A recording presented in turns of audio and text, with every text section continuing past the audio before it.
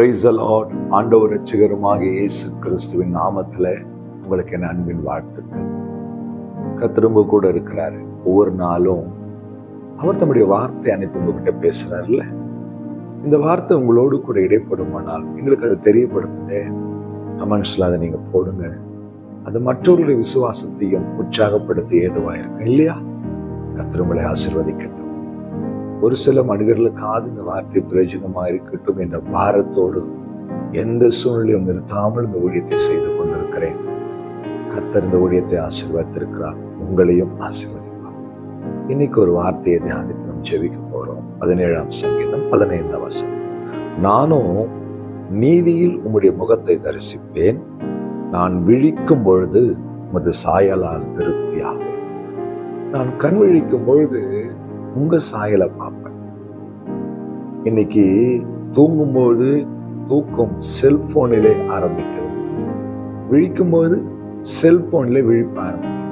இன்னைக்கு ஏறக்குறைய 90% பேரோட வாழ்க்கை அப்படிதான் இருக்கு. தாவீது நான் விழிக்கும் பொழுது உங்க சாயலில திருப்தி ஆவேன். 3 பேரை கட்டுண்டவர்களாய் அக்னி சாலையிலே போடுகிறார்கள்.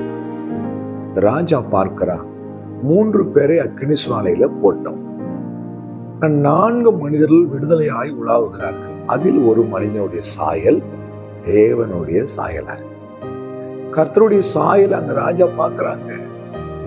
நீங்களும் நானும் கண் விழிக்கும் போது தேவ சாயலை பார்க்க வேண்டும், அவர் முகத்தை தரிசிக்க வேண்டும்.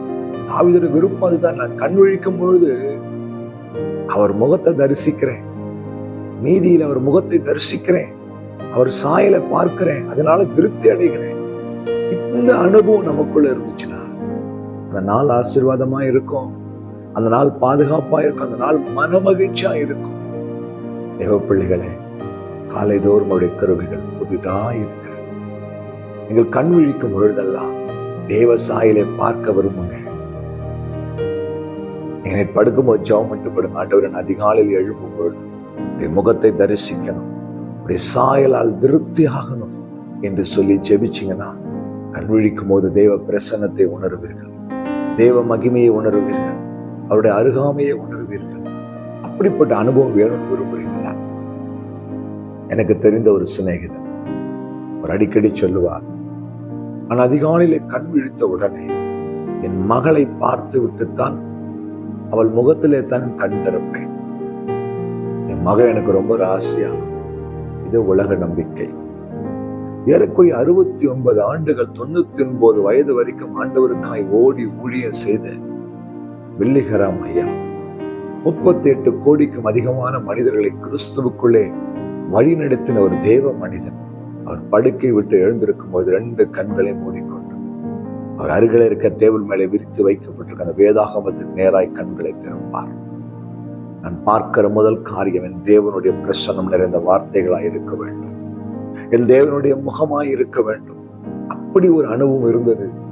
69 ஆண்டுகள் அந்த ஊழியத்தில் அசைக்க முடியாமல் கர்த்தர் வல்லமையாய் பயன்படுத்தினார்.